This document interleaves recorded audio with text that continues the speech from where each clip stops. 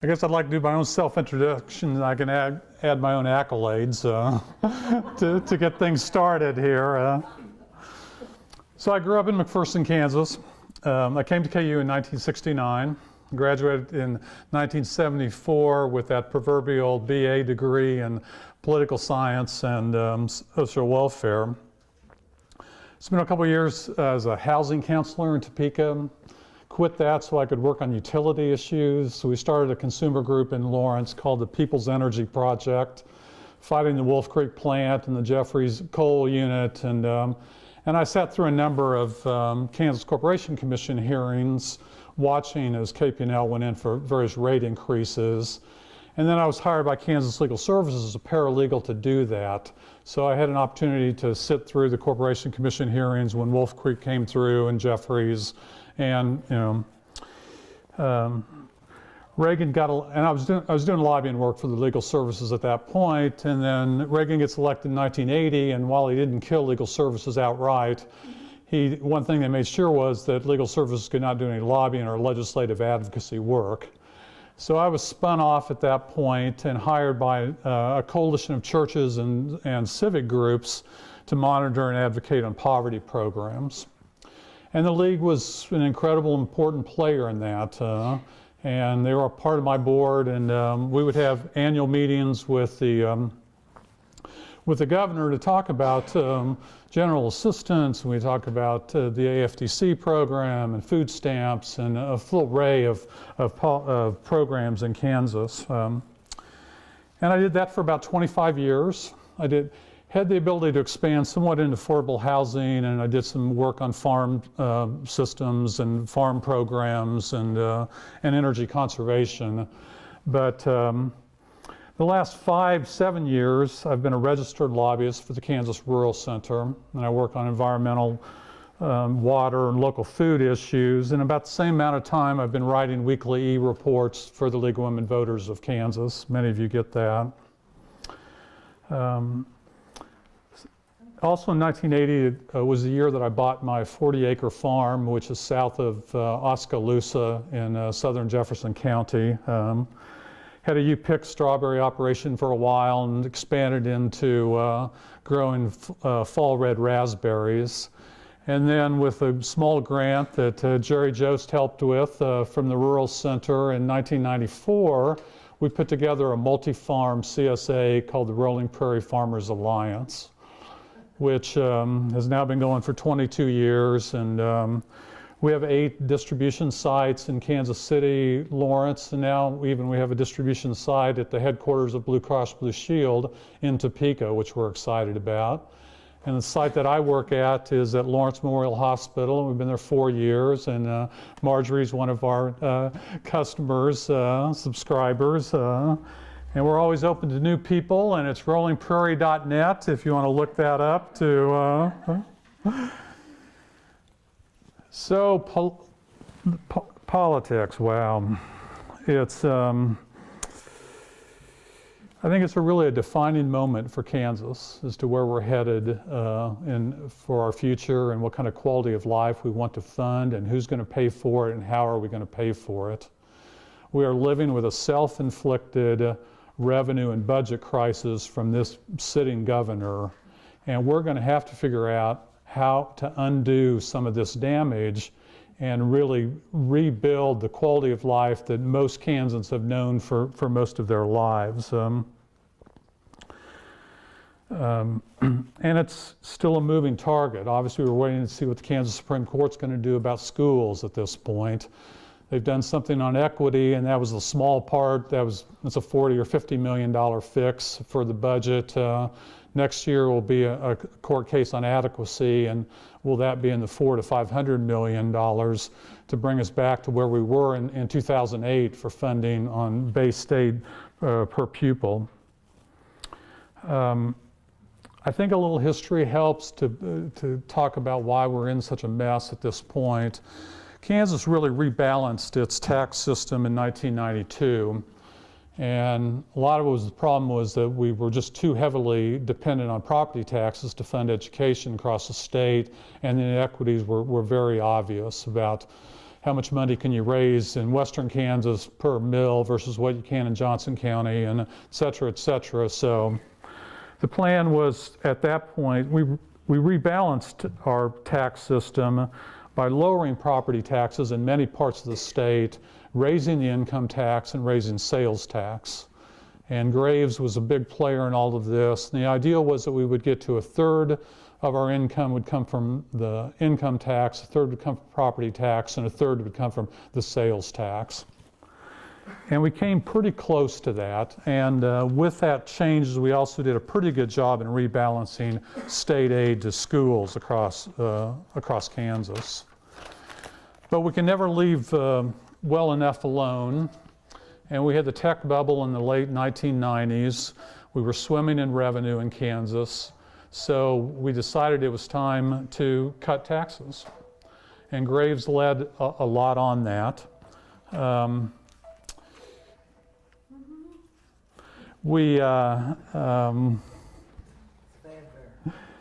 He did a couple things that really leads somewhat to the revenue mess we have now. Is when we redid the school funding formula in 1992, we had a 35 mill base levy across the state for schools. And by the time we got done cutting taxes in the late 1990s, that was down to 20 mills. The other thing we did was we used to get a lot of property tax in the state off automobiles and vehicles. And we made a systematic effort to really cut how much we were taxing automobiles at that point, to cut into it. And Sebelius kept up to some degree. She was pressured by the Chamber of Commerce and a lot of business leaders to do something about our taxation on business machinery and equipment in the state of Kansas. And so we drastically cut that during the Sebelius and Parkinson regime. I guess the thing to say is that, there's a symbiotic relationship between the state and county governments on how you're going to fund those levels of government. And the state has an income tax and it has some different options. For the counties, it's really down to property tax and some sales tax. And so when the state makes changes on property taxes, like we did with machinery or cars, that cuts into a basic funding level for our local units of government. And the state's made multiple promises over the years that if they change the business machinery or automobiles or whatever, that they would slip money back to the counties to come up to cover some of that losses. Well, when budget crises come, a lot of those promises go out the window pretty quickly. The Great Recession of 2009-10 hit Kansas just as hard as all the other 50 states. And if you go back 60 years, there were only 2 single years out of the 60 years from 1960 to 2010, that our state revenues dropped by 1%. And then they would rebound the next year. So we had never really been in a hole. Well, in 2009, we went down 3%. In 2010, we went down 7%. So Sebelius and Parkinson had few choices but to do everything they could to find a balanced state budget. We have to have a balanced state budget in the state of Kansas. It's by Constitution. We can't we can't deficit spend like George H.W. or like W. Bush did with his wars and tax cuts, whatever. But in Kansas, you had to find that. So Sebelius and Parkinson had, they spend down the ending balances. They took as many one-time changes as they could to shore up the budgets. Some of you maybe remember that we used to pay half our property taxes in May or in June, and we moved it to May so we could pick up, I don't know, $150 million in a one-time, gimmick. That was the kind of stuff that was going on. So Brownback gets elected with promises to what are we, that the conservatives are taking over now. And so he comes into a time when the state budget's been really pared, it's been slimmed down, but he wants to do away with our income tax.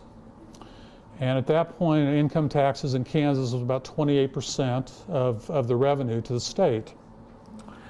And he looked at 10 other states across the country that didn't have income taxes, and he thought those were ideal economic growth states that we ought to be emulating. Well, when you look at Wyoming and coal, or you look at Florida and tourism, or you look at Texas and oil, a lot of other states had other things that they built their budgets on that Kansas didn't have. So the tax cuts come in 2012 and 2013. There really is kind of the two stages of what the income tax changes were. The first was we had 3 brackets for individual income taxes, about 6.15, 4.9, and somewhat lower 3.5 or whatever. So we did away with the top, the one for the wealthiest of Kansans, and then we decided that we were so intent on making sure that we could get to full elimination of the income taxes that we passed tax bills that basically said if our revenues ever grow more than 2 or 2.5% from one year to the next, anything over that 2.5% has to be used for further reduction of our income taxes. So all the budget cuts that were made, all the things that we saw with loss in schools, whatever, that happened under Parkinson, then under Brownback, we're never going to make up that difference. The other thing we did was we decided that, and this was probably fairly novel, I think Kansas is the first state to do this, we're going to eliminate the non-wage business income for LLCs, subchapter S's, and sole proprietorships. And in 2009, when that was costed out and guessed out as to how much that would cost us, they thought, they first of all thought it might apply to 192,000 entities, and it might run in the range of $160 to $180 million a year. Well, now we come to data out of 2013. This was data out of federal income taxes that were filed in 2009. We've gone from 192,000 to 333,000 entities. The cost has gone from 160, 180 million to $250 million. And probably the saddest part of this, which I wish Democrats and moderates and other people would talk more about, is that there's no definition of a small business in the tax codes. There's no income brackets or that, so anything can be a small business. So out of these 333,000 entities, 17,000 of them, 5%, have business income that start at 100,000 and go into the millions. Those 17,000 are getting 85% of that $250 million in loss. So if we came in and said, let's cap it at 100,000, that'd probably be a fair amount for a small business, then we could cut the cost from 250 million to 25 million. But so that's where we're at on the tax side. I don't think, and then to add insult to injury, when we realized after 2011 and 2012 what the income taxes were doing, then we had to shore up some of that. So what we do is we raise the sales tax and the cigarette tax to cover our most progressive tax, which is income taxes. And now we have the second highest sales tax on food in the country. God, we're only behind Mississippi. I can't understand why we can't work a little harder to be the Babe Ruth of the sales tax on food. On groceries, it's about 15% of our sales tax. If you add takeout restaurants, whatever, it's probably right at 25% of our sales taxes on that. So our state budget, and I don't think it's too complicated. Half of the money we spend in the state budget's for K through 12 education. And in 2008, we hit $4,400 in base state aid per pupil. Time we've gotten done with all these cuts and reductions, some with Sebelius, now with Brownback, we're at $3,852. 4,400 was the base, we're at $3,852. Now, we can have a longer discussion about, I mean, the governor's put some more money in education, but what he's done is to shore up an underfunded CAPER system, our public employee retirement system, which needed to be done, and there's lots of discussion about what we hadn't been paid into it, and when the schools came into it in the 70s, they really didn't bring an asset base into CAPERS that really would have kept it more solvent, but that's for another discussion. So we passed our K through 12 block grant for 2 years. We've gone through 1 year on it, and we've got another year to go at this point. Now we're waiting for how we're going to react to the Supreme Court rulings. The legislature comes back next Thursday, and God knows if it's going to be a 1 or 2 day special session or 4 days, or how long it's going to take for them. They've got to probably come up with 38 to 40 million to deal with the equity issue at this point. Then it gets into a question about hold harmless, and if you hold districts who don't take any cut, then is that inequitable? I mean, that's the kind of conundrum that these people are going to be looking at. We had a bell of the session that, people never want to talk about school consolidation. Certainly nothing called mandatory school consolidation. We just do it kind of bleeding these small districts, to death. But there was a bill introduced that would have had all school districts in one county you'd have, all the districts would have to be in one county, especially for western Kansas. And it basically took, right now we have 286 school districts in Kansas. It would have taken us probably down to about 150 school districts at this point. Last time we forced consolidation of school districts in the 1960s in Kansas, and we went from 1,000 to 300, and there was a political bloodbath at that point that people have never forgotten about. So the talk about mandatory enforcing school districts, but I guess you can ask questions. Why surrounding Topeka do you have 7 different districts? Look at Johnson County.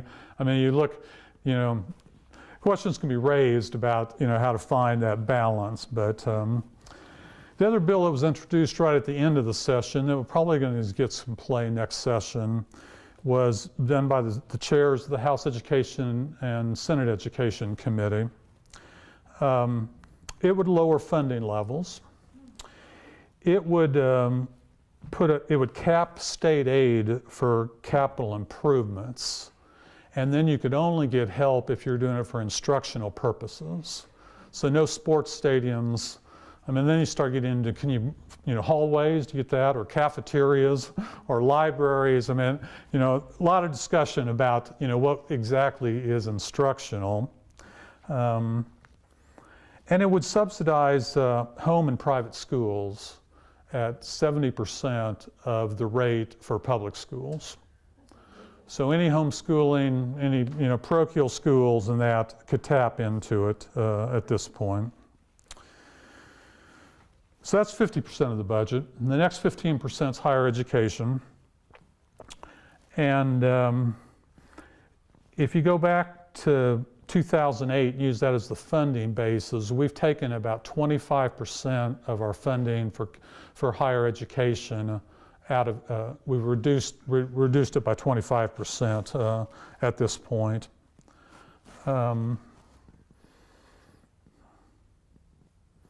Last year in the budget bill that was passed, there was a tuition cap put in place so that the regions couldn't suddenly make up some of their loss in that. And the budget bill that the governor signed this time and then cut higher education further, there is no tuition cap on at this point. And you probably saw the papers this morning that KU's asking for 5% and K-State 5.8 and whatever. The other thing that obviously higher ed's going to have to deal with is concealed carry. And that starts July 1, 2017. If the existing law is not changed, and if KU or these schools cannot come up with the equipment and security guards to put on buildings, then it's Katie bar the door. So question is, are we going to see a different attitude in this next legislature that comes next January? And they would have time to refine it. Maybe there's some good news that there's some court rulings that have come out of federal courts out of California that is questioning whether you have a constitutional right for concealed carry. You know, that not only applies to that district at this point, it doesn't reach into Kansas, but you know, that may be the opportunity for so that's 65% of the budget, education, that. And then the next 20% is social services. And the vast amount of that is for the Medicaid program, what we euphemistically call in Kansas CanCare. That was privatized by our governor, given over to 3 managed care private operations. CanCare serves 425,000 Kansans today, out of 2.9 million folks. It's 40% of the 38,000 live births in Kansas are Medicaid funded at this point. And 40% of the live births in Kansas are funded by CanCare. And half of the nursing home beds in the state of Kansas are funded by Medicaid at this point. We've gone through lots of battles of whether we should expand the Medicaid program. We're one of 19 states out of 50 that won't do it for whatever reason. We have about 300,000 uninsured Kansans is the estimate, and half of those folks would be picked up, 150,000 would be picked up by Medicaid expansion. And basically what we have in Kansas is a donut hole for our poorest citizens. That for an adult to get Medicaid in Kansas, and if you're not disabled, you probably can't get it anyway, it's 38% of the poverty line. And if you're between 38% and 100% of the poverty line, you're not eligible for any of the subsidies off of Obamacare's subsidy system. So that just leaves a lot of people in the lurch at this point. We're wondering what's going to happen to rural hospitals, and as they battle at this, there's been great reporting by the Kansas Health Institute. I'm sure many of you read that, KHI.org, and they did a great report about systems that compared Missouri and Arkansas. Since Arkansas expanded Medicaid, Missouri didn't. There are providers that cross those borders, and you can get a real-world experiment of what it meant to help those hospitals in Arkansas that made that expansion. The governor made promises in a few of his State of the State addresses that this privatization of Medicaid would be our answer, it would solve our problems, and that we would not make cuts to those entities. Well, the budget cuts that he allotted to sign this last budget, they're now going down 5% at this point, starting July 1. And Medicaid comes in, a lot of people complain that Medicare rates are maybe 80% of the cost for that, and Medicaid's a step or two down below that in terms of them. I could say a lot more about social services. You know, we have the highest number of kids in foster care in our state's history, about 7,000. We've just eviscerated our basic public assistance program, the temporary assistance for needed families, which is the basic thing for our poorest families and poorest children. When Brownback came to office with 38,000 women and children on that program, primarily a few double parent families, we've gone from 38,000 to 14,000. So 24,000 people have been dropped off, and 2/3 of those are children. And the real truth is that we don't have a clue as to really what's happened to these people. We're not tracking them. We're not, you know, I guess I could have taken this more seriously from the governor if they would have made special efforts to help pushing these. Most of these mothers are going into minimum wage jobs, which is available for a lot of them. Most of them would need child care, you know, to be able to make that work. We went from 29,000 child care slots when the governor came to office. We're down to 19,000 at this point. So it's like, well, whatever.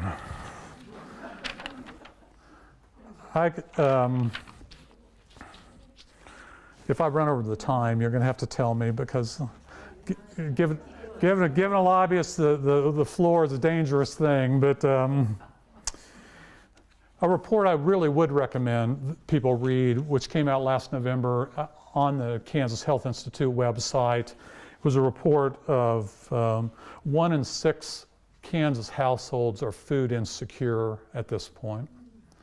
And it's a great documentation of, here's kind of what it looks like, and there's a great chart in here about how critical the SNAP program is, school lunches, breakfasts. Then you get to emergency, the food banks, and they're probably 10% of, feeding people at this point. Wonderful. Everything they do is incredibly needed. But Kansas is 46th of the 50 states in helping eligible recipients get food stamps. And for summer feeding programs, a lot of kids, when they lose school breakfast and school lunch and are trying to get through the summers, we're 50th in funding those programs. So, well, then, the other 15% of the budget covers a lot of stuff. It's state employees, it's prisons, it's water programs, it's some community mental health services. Our prisons are maxed out at this point. They're at full capacity, and we passed some legislation to try and lessen some of the sentencing guidelines, and hopefully that will make a difference. But the question is, are we going to expand El Dorado, or are we going to expand at Lansing, or Larned? Lansing, excuse me. What's the next project, and how's that going to get paid for? Doing the environmental work I do and watching water issues and that, we're continuing to underfund our state water plan at this point. We're supposed to take state general fund money and put it into the water plan. We're supposed to take a couple $1 million out of the lottery to put into the water plan. We've headed the water plan between $25 and $30 million a year, which is kind of small compared to our state and what we're doing about it. But now we're not even doing that. We're at $13 million, and we spend the ending balances. And the other thing on community mental health centers, we have 27 of those. We have a state law on the books that says that the mental health centers have to serve every person that shows up at their door. Uninsured, no reason for denial at this point. And the trade-off from the state was, we'll help the community mental health centers with a state block grant to pick up some of those uninsured. I think we got to 50 million at one point, and today I think we're closer to 20 million at this point. Our mental health centers are collapsing in a way, and so we're picking it up in prisons and county jails, and there's more expensive ways that we're paying for it that doesn't get factored into it. Well, the revenue picture took another dive down in May when suddenly, we have our experts that come and tell us twice a year how much to estimate for revenues to the state of Kansas. These are consensus revenue estimators, some out of the governor's office, some out of Kansas Legislative Research, and 3 economists from KUK State and Wichita State. They meet twice a year in November and April. And the good news is that the numbers that they come up with is then what state government has to use to develop budgets. That, as opposed to Washington, where you've got a number of people picking revenue figures and running the numbers, Kansas, at least we have a baseline. So they met the 20th of April and made estimates and lowered it and said that we're going to take less income tax, not sure about the sales tax, et cetera. And we come at the end of May, and they missed it by $75 million. And the budget the governor passed and signed, to get us through the end of this fiscal year, which is June 30th, we had all of $27 million we thought in the bank until that 75 million loss at that. And for next fiscal 2017, that starts July 1, ends June 30th, 2017, we had all of $87 million in that, so that's been hit. So now our legislators are coming to town looking at that and then looking at a court order that says we got to spend some more money on equity. So which hide do we take it out of now, you know, and et cetera, et cetera. Well, I'm going to end my remarks, take questions about kind of a wish list that I have for what I wish, an agenda I would like to hear legislators talking about this fall. That some of the substance and infrastructure debates that Kansas desperately needs at this point. And you have to start with the revenue mess that we have, and we've got to rebuild the revenue. But it's not going to only be just the income tax. I do think we should be looking at an increase in the gas tax at this point.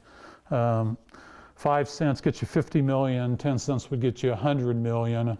The problem with our highway program, in my mind, this advocate's viewpoint, is that the last one that was passed, called T-Works in 2008-2009, relied solely on taking the sales tax for our highway programs. It didn't do anything with gas taxes. It didn't do anything with say a tonnage per mile tax to get the damage that's being done to our roads. Another problem I have with our highway program, it's 90% highways. That's not a transportation plan. That doesn't speak to our short line rails. It doesn't speak to the 21st century we're going to head into with other modes of transportation. But I already talked about the LLC's change. We took it from 100, we capped it at 100,000. We could probably pick up a couple $100 million that way.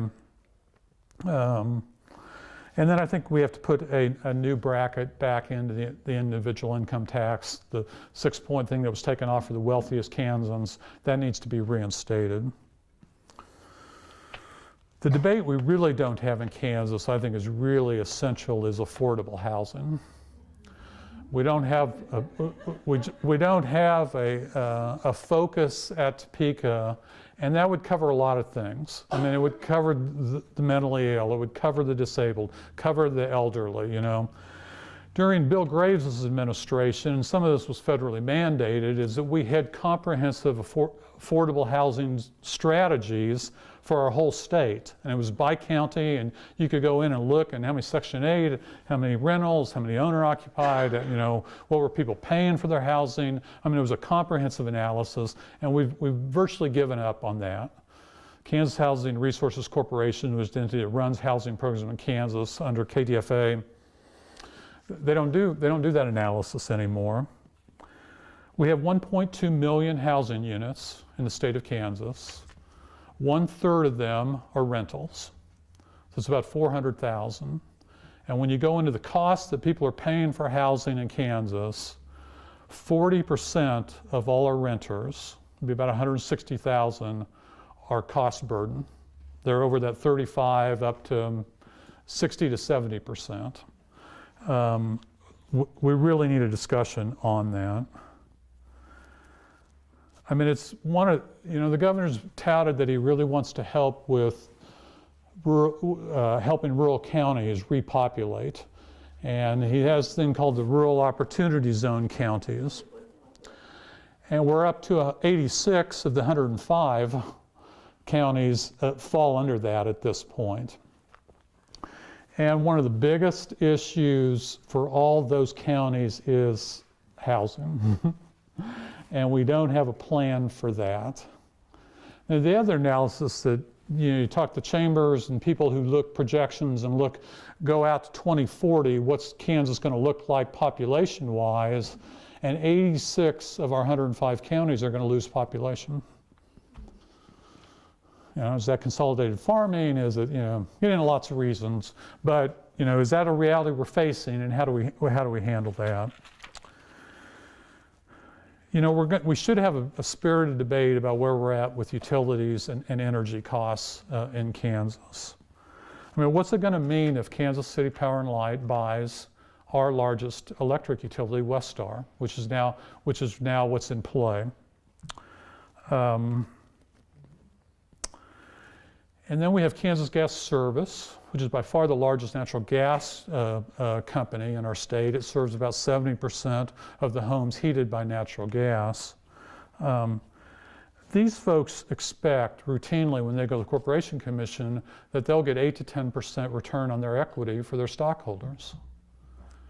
Well, which Disney World are these people living in for what people are getting, in their accounts?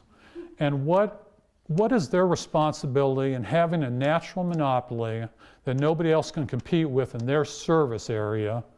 What's their responsibility at this point? But there are a couple pieces of good news. Kansas City Power and Light on the Missouri side has done some investing in energy efficiency and conservation programs. They have about $60 million split between small businesses and residential. They wanted to do some of that same stuff here in Kansas. So they passed a bill, directing the Corporation Commission to look into it and figure out how's it get paid for, how do ratepayers, thing. So now there's a docket, general docket, started at the Kansas Corporation Commission for us to really delve into that. And every analysis that you see on the energy front is it's far cheaper to save energy than it is to produce it, even by wind, which is very cost effective. We don't have a clue how many of our 1.2 million homes are properly insulated. We're a summer peaking state, meaning that our vast amount of electricity is summer, where it drives our load, drives our peaking plant needs. And if we had the right energy use and analysis in Kansas, we would know that most of that comes from air conditioning. And we're better off as a state to replace your neighbor's old central air or room air conditioner than to wait around and then we're all going to spend money to build a $100 million gas peaking unit. I mean, that's the kind of debate that we need to have in Kansas. I mean, the other debate that's going on, another open general docket at the Corporation Commission that is going to really be important, is called distributed energy. And it's a battle over, as people want to put up solar panels on their homes, they want to generate, their own power. How do they interplay with the utility? What's a fair rate between, if I produce extra power and I sell it back to the utility, how much should I get for that versus what I'm paying retail versus wholesale rates? That debate is now starting at the Corporation Commission and Cromwell and Clean Energy Project, and a number of advocates are going toe-to-toe to figure out what's a fair customer charge and what's a fair amount for you to have the utility as your backup if you don't have batteries on that solar system. The other good news, is that in 2000, Kansas had basically one wind farm in our state, and that was in southwest Kansas. Actually, it was built by Florida Power and Light thing. Today we have 20 wind farms in the state of Kansas. 4 more are being built, and we've reached 20% of the electricity generated in the state of Kansas is now from renewable energy. Who would have thought of that? Who would have said that in the year 2000? And the other thing that intrigues me with that debate is nobody puts a value on how much less water we're using when we're generating with wind energy. But 85% of our water use is for crop irrigation. The second greatest use of water in our state is power generation. Now they take it out, they use it, some of it goes up in steam, a lot of it gets put back into the river or whatever, so it's not a net use. But there's really, of all the wind systems that we have now, we're not giving a value of what that water could be used for growing winter squash or growing cucumbers or something that we should be doing in Kansas. The other thing is, and we've started down this road, and Marcy was a great help in getting our first Farm and Food Task Force started in the state of Kansas to look at the local food and farm issues in our state. And now we've passed a bill and we're going to have a second year of it. But I'll give you a couple numbers. USDA assumes that each of us spends $2,685 a year on food. That's per person, that's not per household. On food. Half of it's for groceries, half of it's for takeout, deli, whatever. They assume out of that $2,685, 10% of it, $260, goes for fruits and vegetables.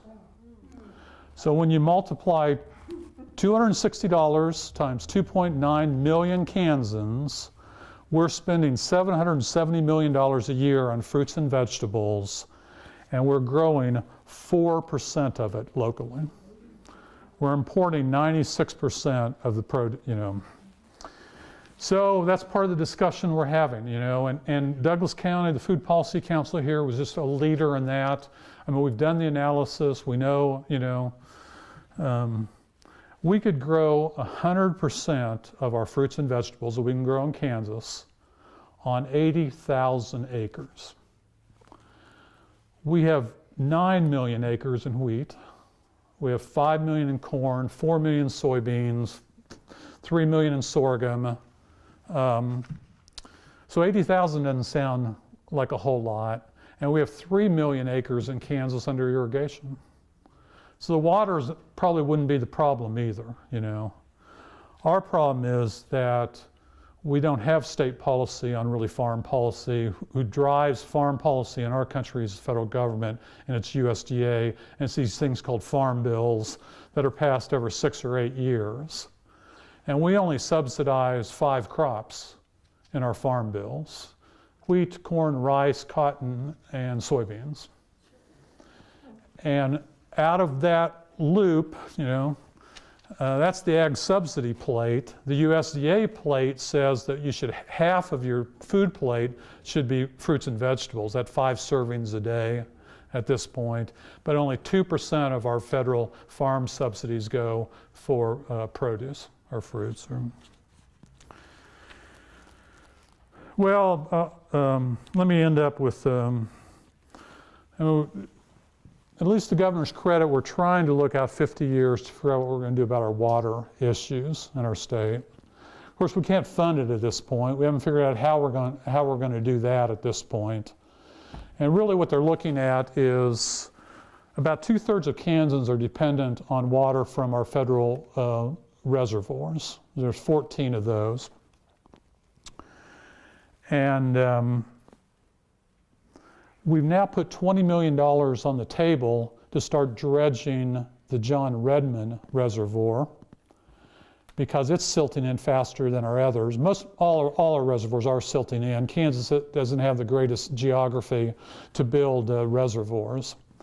And but the reason we're spending it at John Redmond is it is the backup cooling lake for the Wolf Creek Nuclear Power Plant, which is something we're not going to let get away from us. The other reality is that we overextended our water rights for pumping groundwater. And we've put out about 35,000 of those. And the reality is that we sent out too many. That we've used about 40% of the Ogallala. K-State thinks at this point, by 2050, we'll be at 70% down. We virtually don't have a charge on using groundwater for crop irrigation. Whereas municipals have to pay it, for storage and other things, That's the battle that the governor's Blue Ribbon Task Force, which is meeting this year, that will come back with recommendations in 2017, we'll have to look at. And I want to believe that this crazy idea of building a 350-mile aqueduct from White Cloud to western Kansas at a cost of $18 billion, $400 million a year to operate the damn thing, 15 pump stations, because you're pushing water uphill 350 miles, our state would have to double our electrical capacity in Kansas to handle that kind of thing. Hopefully that's been dead and put to thing at this point. So those are my comments, thoughts, opinions, acclimates. I'd be glad to answer some questions. And well, thanks, Paul, for covering so much.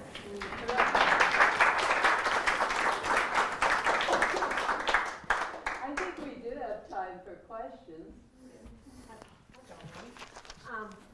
Do you think that the estimate initially was at 192,000 LLCs, S corps, and sole proprietorship would take advantage of the no taxes? That had ballooned to 333,000 by 2013. right. What do you think has happened to that number in the last 3 tax years, 14, 15, and 16?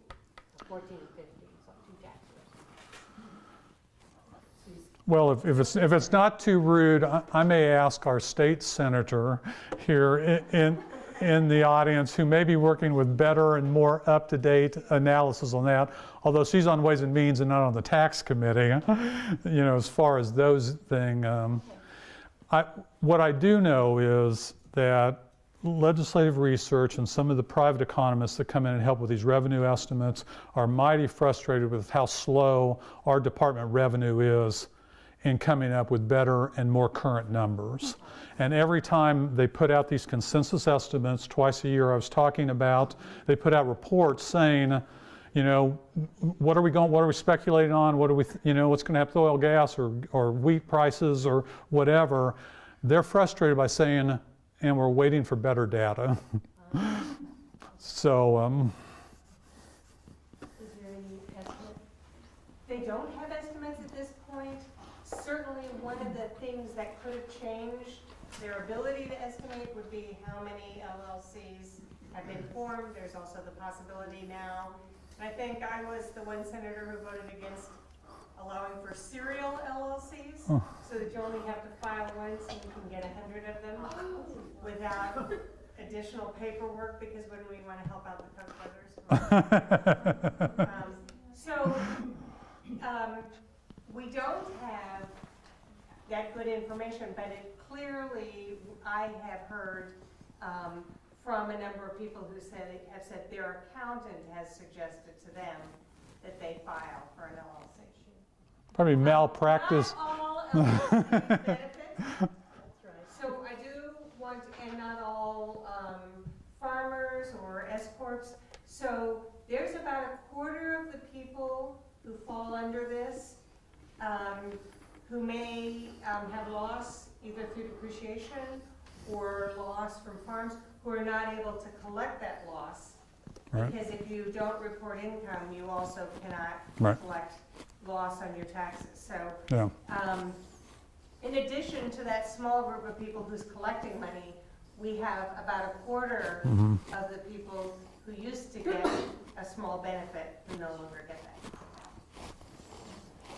Jared? I have a question, just an assessment of what you think the mood is. There's an election coming up, there's a special session that's coming up as well. The governor is very unpopular, people are facing election. Are they worried, or is it business as usual? Well, I don't think Sam's going to be on too many postcards hugging, you know, that candidate. Either 21 or 23 retirements out of the 165 House and Senate members. So you start there.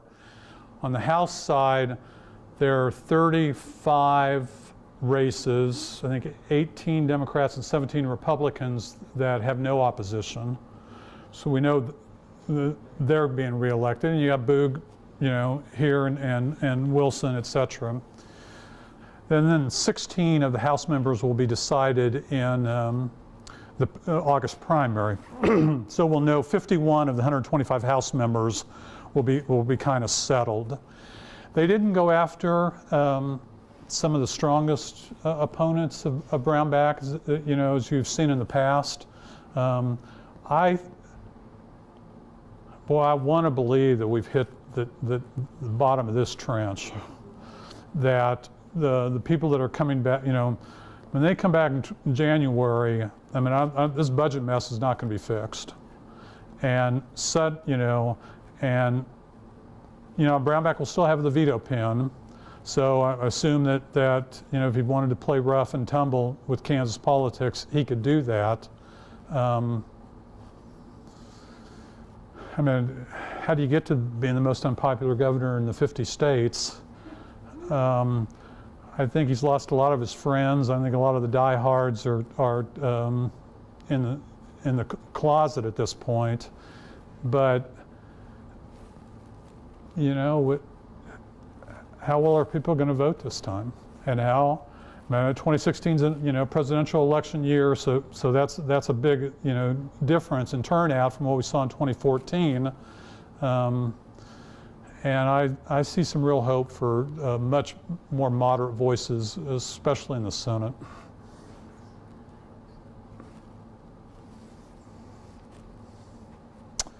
Thad. Yeah, could you, real quick, what is do you think the impediments are about the lack of signing up for food stamps? Well, a couple of the bills that were passed, these HOPE Act 1 and 2, basically stalemate a thing. We've held on to in-state tuition for, you know, some of those kids. I don't know how good of a debate, you know, I don't know how, I mean, I think if you could talk to these rural economic development directors like from Atwood or from, you know, other places, there might be more openness there as they watch those communities die. But whether Topeka and, you know, the thrust, you know, towards the Topeka to Kansas City and Wichita, you know, which is really where all the power lies, you know, whether they care about it or would support that. Yes, ma'am. Do you think the attack on the Supreme Court justices who are up for approval or disapproval, is that going to be well funded? By which side? The attack.